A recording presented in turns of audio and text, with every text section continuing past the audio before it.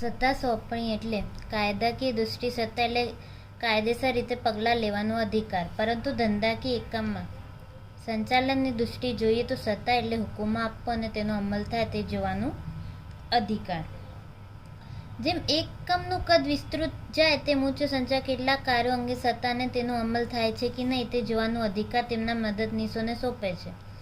મદદનીશો પોતાને સોંપવામાં આવેલા કાર્ય અસરકારક રીતે પાર પાડી શકે તે માટે તેમને કાર્ય કરવા માટે અને તેનો અમલ થાય તે જોવા માટેની સત્તા આપવી પડે છે, જેને સત્તા સોંપણી કહે છે.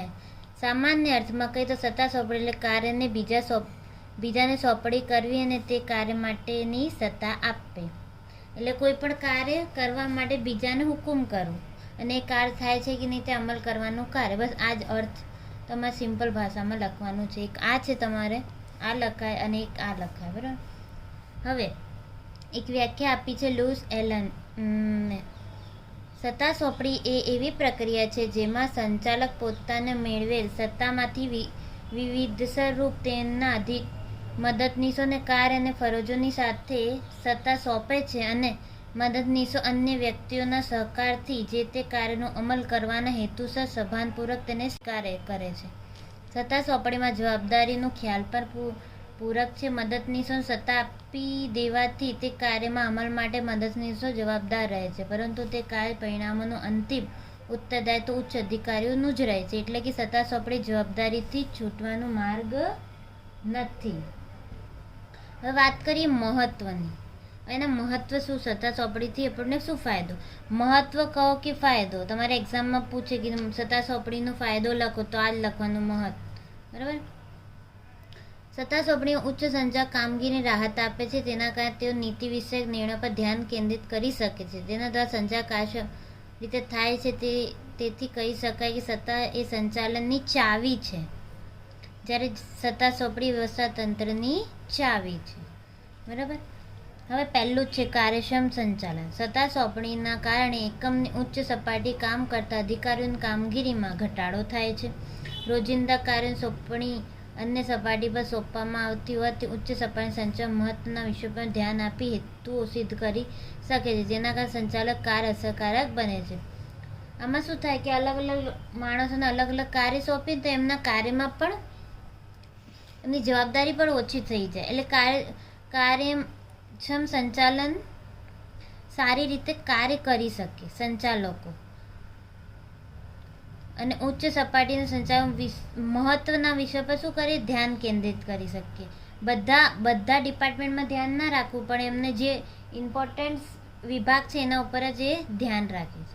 પછી કર્મચારી વિકાસ. એકમ કાર્ય કરતા વિવિધ કર્મચારીઓને સત્તા સોંપણી દ્વારા વિવિધ નિર્ણયો લેવા માટેની તક મળે છે, જેના કારણે તેમના આત્મવિશ્વાસમાં વધારો થાય છે અને વારંવાર એક જ પ્રકારના નિર્ણય લેવા તેમની નિર્ણય શક્તિ વધુ તર્કસંગત અને અસરકારક બને છે.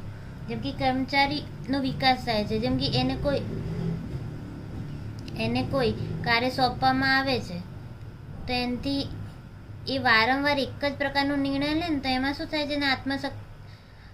એની કોન્ફિડન્સ શક્તિ વધે છે, જેનાથી એ સારી રીતે કાર્ય કરી શકે. અભિપ્રેરણા એટલે મોટિવેશન. સત્તા સોંપણી દ્વારા કર્મચારીઓને પ્રતિભાની વિકાસની તક મળે છે, જેના દ્વારા અનેક મનોવૈજ્ઞાનિકના ફાયદા પણ મળે છે. જ્યારે અધિકારી દ્વારા મદદનીશો કાર્યની સોંપણી કરવામાં આવે છે અને જવાબદારી સોંપવામાં આવે ત્યારે તાબેદાર માત્ર તે કાર્યમાં સહભાગી નથી થતો, પરંતુ તે કાર્યની સફળતા તેમાં આત્મસન્માન પણ વધારો થાય, જેનાથી કર્મચારીઓમાં અભિપ્રેરણા મળે છે. જેમ એ ડિસિઝન પોતે લે ને તો એનામાં કોન્ફિડન્સ વધે છે. પછી વિશિષ્ટ લાભ.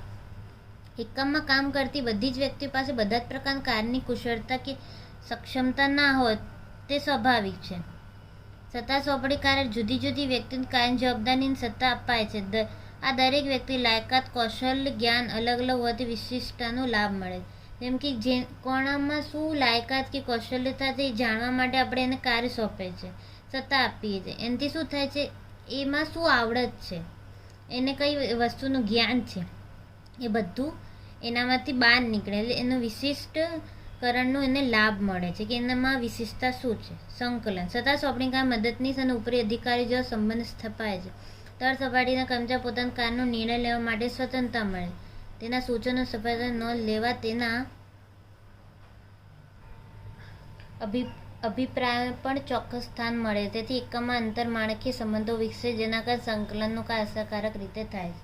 એટલે સંકલન એટલે ઉચ્ચ સપાટી, મધ્ય સપાટી અને તળ સપાટી ત્રણ વચ્ચે સંકલન ના હોય તો કોઈ કાર્ય થઈ શકે નહીં. એટલે સંકલન બહુ મહત્વનું છે. એવી રીતે સત્તા સોંપણીમાં પણ, કેમ કે તળ સપાટીના કર્મચારી મધ્ય સપાટીને કોઈ સૂચના આપવી હોય કે એમની જોડેથી કંઈ લેવી હોય સૂચના, તો એનાથી સંકલન હશે સારું, તો જ સારી રીતે એ લોકો વાતચીત અને આંતરસંબંધોનો એમનો વિકાસ થશે. વિસ્તરણની તક. હવે સત્તા સોંપણી એકમના કેટલાક કાર્યો મદદનીશો સોંપી ઉચ્ચ સંચાલકો ધંધાકીય એકમના વિસ્તરણનો વિચાર કરે છે, જેના દ્વારા એકમનો વિસ્તાર વધારી હેતુસિદ્ધ સરળ બનાવી શકાય. એટલે વિસ્તરણ એટલે ફેલાવ.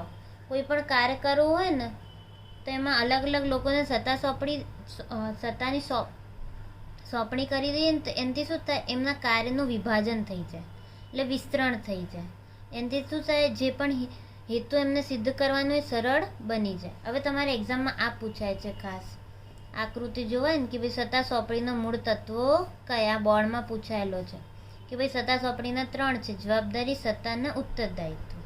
હવે એમાં જો લૂસ એલને શું કીધું કે સત્તા સોંપણી વિશે કહે છે કે સત્તા સોંપણી અન્ય વ્યક્તિ સત્તા અને જવાબદારી સોંપી અસરકારક દેખાવ માટે ઉત્તરદાયિત્વની સ્થાપના કરે છે. તેમના જણાવ્યા અનુસાર સત્તા સોંપણી નીચે મુજબ તત્વો સ્પષ્ટ થાય છે. અને તત્વો પૂછે છે ને તો કયા આવે, તો જવાબદારીની સોંપણી, પછી સત્તાની સોંપણી, ઉત્તરદાયિત્વનું સર્જન. હવે આ આકૃતિ એક્ઝામમાં બનાવવાની. આમ જવાબદારી, સત્તા સોંપણી અને ઉત્તરદાયિત્વ ત્રણે પાયાનું મહત્વ એક સરખું રહેલું છે. આ ત્રણેય તત્વોનું સ્વતંત્ર હોવા છતાં પરસ્પર જોડાયેલા છે, જેના સમતુલનથી જ કાર્યક્ષમ વ્યવસ્થાપન માળખું રચી શકાય છે. જેમ કે જવાબદારી હશે ત્યાં સત્તા તો હશે, અને જ્યાં સત્તા હશે ત્યાં ઉત્તરદાયિત્વ પણ હશે. ઉત્તરદાયિત્વ એટલે જવાબદારી, રિસ્પોન્સિબિલિટી. સત્તા એટલે હક મતલબ, અને જવાબદારી એ પણ રિસ્પોન્સિબિલિટી જ કહેવાય, એક પ્રકારની જવાબદારી. હવે જો આની વાત કરીએ તો જવાબદારી એ ઉપરી અધિકારી દ્વારા જે તે કાર્ય માટે વેચવામાં આવેલ ફરજ છે. કોઈ ચોક્કસ કાર્યની પૂર્ણતા માટે જે કાર્ય સોંપણીનો આવશ્યક ભાગ હોય તે જવાબદારી છે. જવાબદારીના કારણે હુકમ આપનાર અને તાબેદારના સંબંધો સ્થાપિત થાય છે, કારણ કે તાબેદારી હુકમ આપનાર સોંપેલ તમામ ફરજોનું પાલન કરવાનું છે. જેમ કે તાબેદાર હંમેશા તેના ઉપરી અધિકાર જવાબદાર રહેવાનું હોય છે. સત્તા અને જવાબદારી બાબતથી સ્પષ્ટતા જરૂર છે કે જ્યારે કોઈ કાર્ય અંગે જવાબદારી વહેંચણી કરવામાં આવે ત્યારે તે અંગેની સત્તા જે તે વ્યક્તિને આપવી જરૂરી બની જાય. તે માટે સત્તા મુજબની જવાબદારી આપવામાં ખ્યાલની હિમાયત કરવામાં આવે છે. જો જવાબદારીના પ્રમાણમાં સત્તા વધુ પડતી આપવામાં આવે તો તેને દુરુપયોગ થવાની શક્યતા પણ રહે છે. તેનાથી ઉલટું, જો જવાબદારીના પ્રમાણમાં ઓછી સત્તા આપવામાં આવે તો કાર્ય અસરકારક રીતે થઈ શકતું નથી. તેથી સત્તા જવાબદારી સમતુલ દ્વારા યોગ્ય અને કાર્યક્ષમ વ્યવસ્થાપનની રચના થઈ શકે છે. જેમ કે આમાં એવું કીધું કે જવાબદારી સોંપણી, જો જવાબદારી વધુ આપીએ અને એની જોડે કામ લઈએ ઓછું તો પણ ખરાબ, અને જવાબદારી ઓછી આપીએ અને એની જોડે વધુ કામ લઈએ તો પણ ખરાબ, ઓછું કામ લઈએ. એટલે કહેવાય છે કે જવાબદારી અને સત્તા સમતુલ દ્વારા યોગ અને કાર્યક્ષમ વ્યવસ્થાપનની રચના કરે છે. એટલે બંને સરખું જ હોવું જોઈએ.